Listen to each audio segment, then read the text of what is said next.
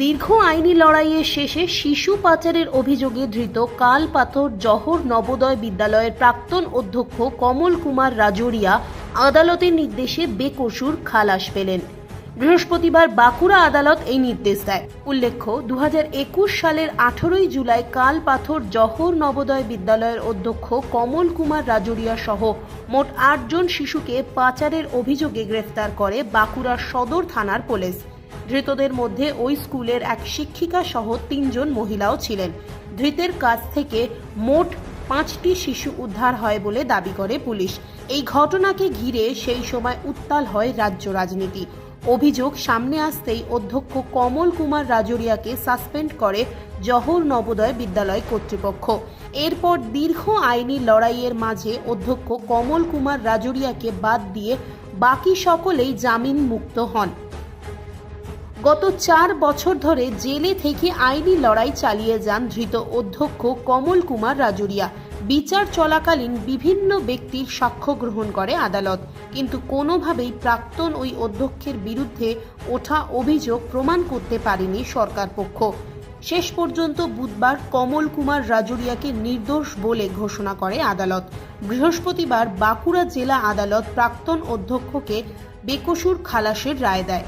আদালতের রায় ঘোষণার পর প্রাক্তন অধ্যক্ষ দাবি করেন চাপের মুখে পড়ে তার বিরুদ্ধে মিথ্যা অভিযোগ আনা হয়েছিল, কিন্তু শেষ পর্যন্ত সত্যের জয় হয়েছে।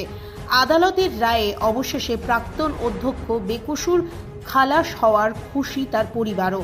প্রাক্তন অধ্যক্ষের পক্ষের আইনজীবীর দাবি, ষড়যন্ত্র করে মিথ্যা অভিযোগের মামলায় 4 বছর কারাবাস করতে হয়েছে প্রাক্তন অধ্যক্ষকে।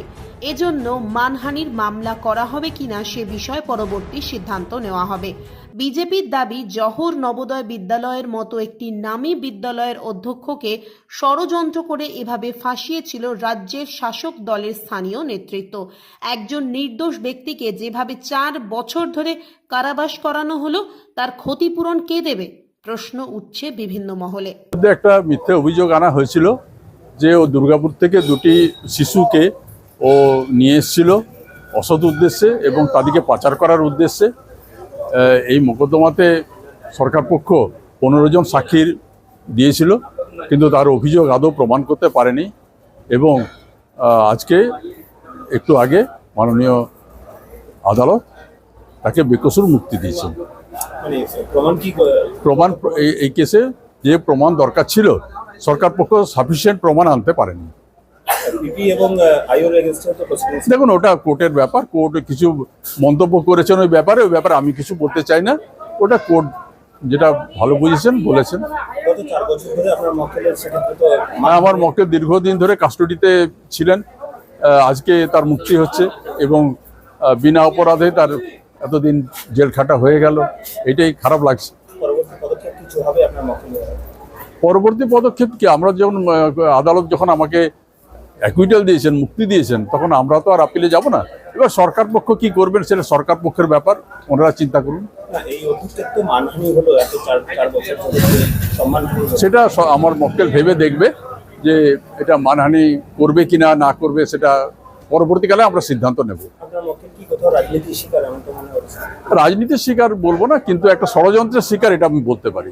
পুরোপুরি পশ্চিমবাংলায় আমাদের শাসক দল পুরো চক্রান্ত করে একজন ভালো প্রিন্সিপাল তাকে এই কেসে তাকে ফাঁসিয়েছে এবং তার প্রমাণ হলো। এরকম হাজার জায়গায় এই পশ্চিমবঙ্গ সরকারের তারা ওই তৃণমূল সরকার এরকম প্রচুর মানুষকে, ভালো মানুষদেরকে তারা মিথ্যা কেসে ফাঁসিয়েছে। তার প্রমাণ আজকে দেখলেন যে মহামান্য আদালত তাকে বেকসুর খালাস দিয়েছে।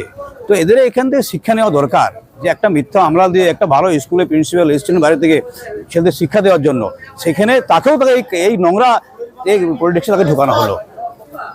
আপনি শুনুন না, বলছি যে প্রিন্সিপাল তিনি নিজে স্বীকার বলছেন যে তৃণমূলের পক্ষ থেকে তাকে ফাঁসানো হয়েছে। না, বরাবরই তো আমরা বলে আসছিলাম যে এটা একটা পলিটিক্যাল গেম করে তাকে ফাঁসানো হয়েছে। কেন একটা ভালো শিক্ষা দিচ্ছে, একটা যে কোনো হবে, সেখানকার যুব নেতা থেকে শুরু করে তৃণমূল নেতারা তারা এখানে ইনভলভ আছে এবং তারা নিজেদেরকে গা ঝাড়া দেওয়ার জন্য আজকে তার ভালো লোক, সৎ লোককে তার বিরুদ্ধে তাকে আগে ফাঁসিয়েছে। আজকে প্রমাণ হলো, কোর্ট সাক্ষী শপথের মাধ্যমে প্রমাণ হলো যে নির্দোষ লোক। এতদিন ধরে তার এতদিন যেটা থাকলো তার ক্ষতিপূরণ কে দেবে? आज के तृणमूल लोग को शिक्षा क्षतिपूरण नेওয়া दरकार। तो ऐसा कुछ नहीं, बस अभी रिलीज हो गए हैं, बस हमें उस चीज़ की खुशी है। कितना मुश्किल का सामना करना पड़ा? बहुत मुश्किलों का सामना करना पड़ा, हर चीज़ का सामना बहुत मुश्किल थी, हर चीज़ में। तो क्या ये जो एलिगेशन था, एलिगेशन के बारे में क्या बताना? एलिगेशन जो था सब झूठा था, लेकिन बाद में लास्ट में सच की जीत हुई है। और क्यों ये एलिगेशन लाया गया? पता नहीं आपस की कुछ उनका मतभेद क्या था क्या नहीं था, कोई पॉलिटिकल इन्फ्लुएंस? शायद पॉलिटिकल इन्फ्लुएंस हो। आज कैसा लग रहा है? आज बहुत अच्छा लग रहा है। जज कुछ बोला है क्या? जज साहब ने बोला कि ठीक है, अब आप इनोसेंट हो, आप लोगों ने कुछ भी नहीं किया, आपको बेइज्जत बुरी कर रहा है। अगला स्टेप क्या होगा हम लोगों का? ये तो सम्मान हानि का विषय है। वो सर सब देखेंगे बाद में, अभी तो कुछ। राहुल सर, राहुल राजौरिया। देखिए, सरकार के यहाँ देर हो सकती है कानून में, लेकिन कानून है और कानून से ऊपर कोई नहीं है। सत्य की जीत होती है हमेशा, चाहे जितना भी लोग ऊपर झूठा इल्जाम लगाए वो सभी, लेकिन अदालत हमारे देश की बहुत ही हम कहेंगे कि वास्तव में सत्य पर चलती है।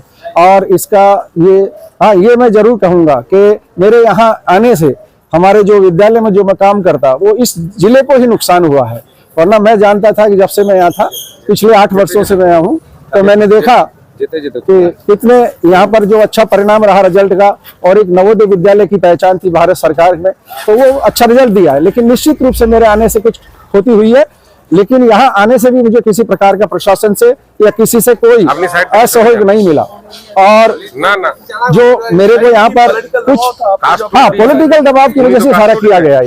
मैं आपसे यही चाहूंगा कि जहां भी हो सत्य की जीत होती है, और ये मैंने यहाँ के कुछ सीखा है। यहाँ पे भी ऐसी बात नहीं है, एक गरीबों के साथ किस प्रकार से रहा जाता है और उनकी भावनाओं से कैसे हम उनके मिल के काम कर सकते हैं, ये हमने यहाँ सीखा है।